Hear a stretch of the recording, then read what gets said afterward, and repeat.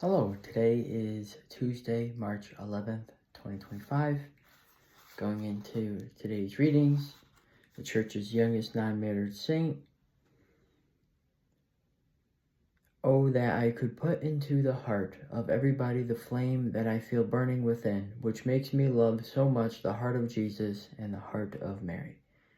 Saint Jacinta Marto. Saint Jacinta Marto was only 7 years old and could neither read nor write when she received her first vision of Our Lady in Fatima, Portugal on May 13, 1917. The youngest of 7 children, Jacinta had a tender heart. She loved Jesus and is said to have cried upon hearing the account of his passion. She and her 9-year-old brother, Francisco, along with their 10-year-old cousin, Lucia, were tending sheep when they began to experience visions from heaven.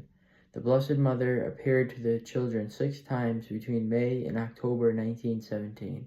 She encouraged them to pray, especially the Rosary, and shared the need for people to repent and turn away from sin in order to bring about peace. After a vision in which the children saw hell, Jacinta began to offer more sacrifices for the salvation of souls. During her final apparition to the children, about 70,000 people witnessed a sign in the sky known as the Miracle of the Sun. In 1918, Jacinta contracted the Spanish flu and later tuberculosis. She suffered painful treatments and died alone in the hospital in 1920. Saint Jacinta Marto was born on this day in 1910. She was canonized along with her brother by Pope Francis on May 13, 2017. Jesus said to Peter, "Put your sword into its scabbard. Shall I not drink the cup that the Father gave me?" John 18:11.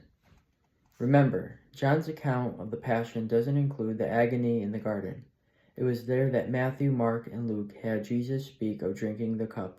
Apparently, the struggle Jesus faced in accepting the cup of suffering was deeply embedded in the tradition surrounding his death, and John knows that tradition. He includes it here at the arrest. Peter tried to ward off the sufferings that Jesus had to face, and Jesus scolds him for it. For Jesus, this cup is the entire passage through suffering, through death, to the fullness of life and the resurrection. It is all one piece, and Jesus accepts it as all one piece, giving his entire life to God. When I drink from the cup at Eucharist, this same meaning is there for me. I join with the Lord as he gives himself entirely to God. Today, tomorrow, whatever difficulties and sufferings I might face, my death, all this is one piece, part of my own passage into the fullness of human life. Let me picture myself holding the cup at Eucharist and saying, "O God, by drinking this cup, I join with your Son. With him I place myself entirely in your hands. Whatever lies before me, the joys and sorrows, and one day my death, I accept. In your hands it is all one piece, the path to life." Spend some quiet time with the Lord. I appreciate you being here, and I look forward to sharing more with you tomorrow.